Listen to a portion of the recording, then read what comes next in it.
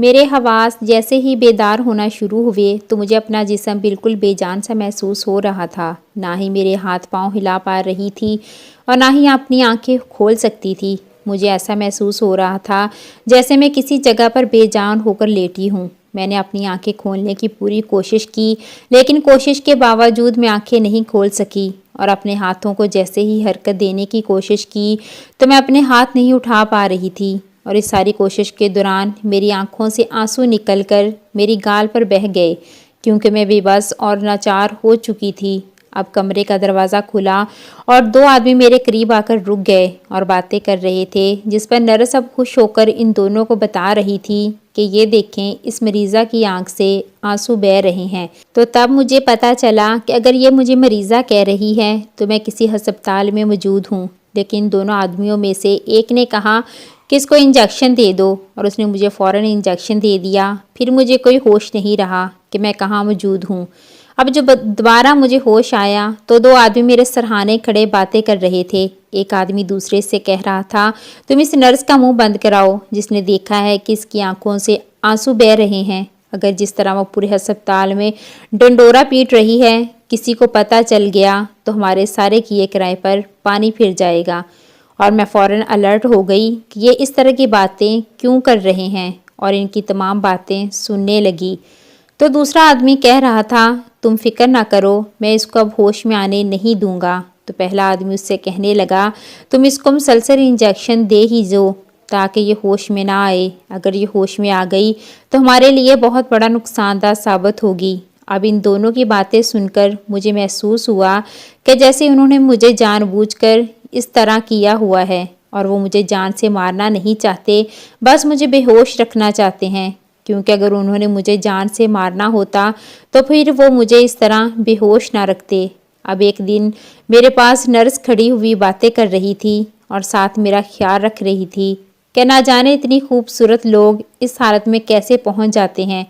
یہ لڑکی کتنی پیاری ہے اور 12 سال سے کومے میں پڑی ہوئی ہے۔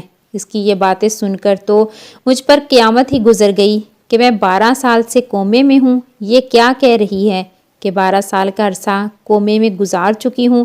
یہ باتیں سن کر مجھے بہت زیادہ حیرانی ہوئی کہ اتنا عرصہ میں اس حالت میں کیوں رہی۔ اب وہ دو آدمی جو میرے پاس آ کر باتیں کرتے تھے، مجھے ان کا انتظار تھا کہ وہ کب آئیں اور آ کر باتیں کریں، اور میں اپنے جذبات پر کنٹرول کرنا سیکھ لیا تھا، کیونکہ میں جان گئی تھی کہ اگر کسی نے یہ دیکھ لیا کہ میری حالت میں بہتری ہو رہی ہے تو مجھے اسی وقت بے ہوشی کا انجیکشن دے دیتے۔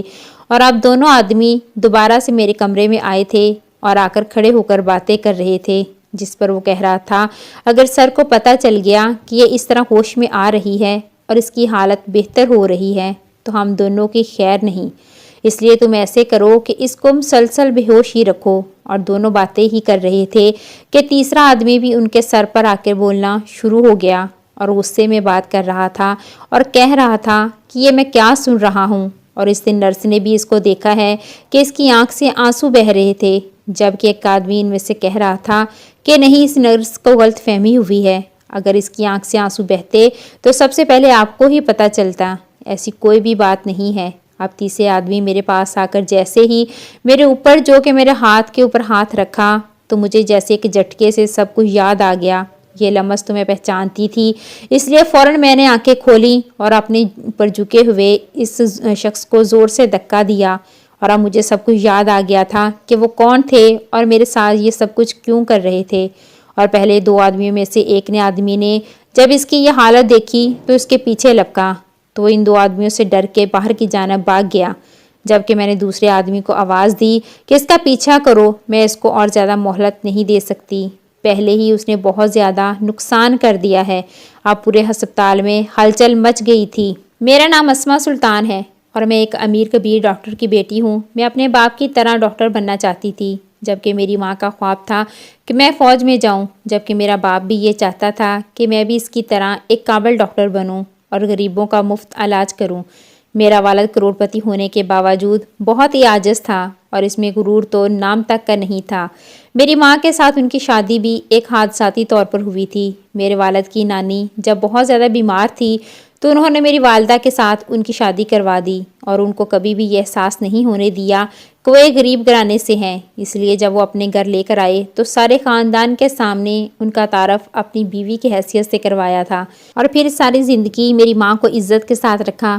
اب جب میرے مستقبل کی بات آئی تو میرا باپ چاہتا تھا کہ میں بھی ان کی طرح ڈاکٹر بن سکوں، تاکہ جو ہسپتال انہوں نے اتنی محنت سے بنایا ہے میں اس کو لے کر چلوں۔ ابھی میں میٹرک میں تھی کہ میری والدہ کا انتقال ہو گیا۔ میں نے اس صدمے کا بہت زیادہ اثر لیا۔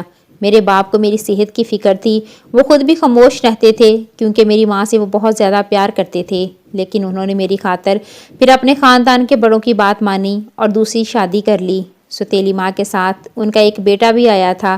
اس طرح مجھے ان کے روپ میں ایک بھائی مل گیا، لیکن میری سوتیلی ماں میرے ساتھ بہت اچھی تھی اور میرا بہت زیادہ خیال رکھتی تھی۔